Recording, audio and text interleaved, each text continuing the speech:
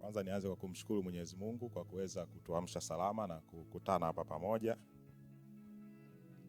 Lakini pili ni washukuru Wizara ya Afya chini ya uratibu wa Dr. Mahita kwa kutushirikisha Farm Access kwenye hii shughuli tunayofanya hapa leo.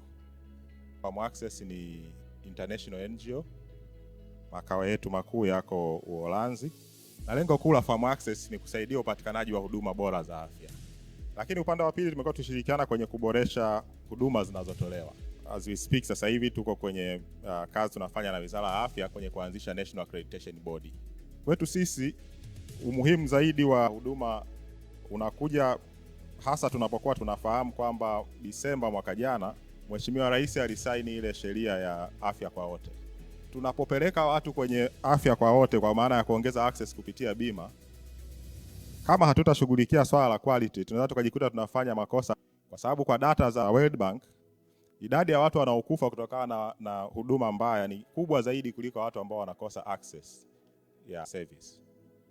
Kwa hiyo tunapo address issue ya access kupitia bima, lazima wakati huo huo tuhakikishe kwamba tuna address swala la ubora wa huduma. Kwa hiyo moja kati ya maeneo ambayo naangalia kwenye upande wa medical tourism ni eneo moja ambalo tunaweza tukalitumia kuongeza kipato. Na namna nzuri ya kuweza kufanya hivyo ni hii swala la medical tourism.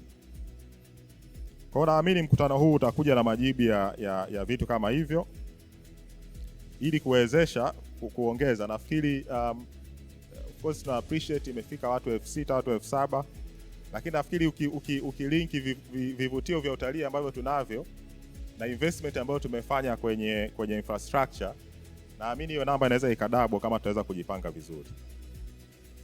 Basi mwisho nimalizie tu kusema kwamba sisi kama Farm Access tuko tayari kushirikiana na wizara, na tunaamini kwamba wawakilishi wa hospitali hapa wote pale mtakapokuwa mnahitaji tushirikiane kwenye hili, tuko tayari na karibuni sana. Asante.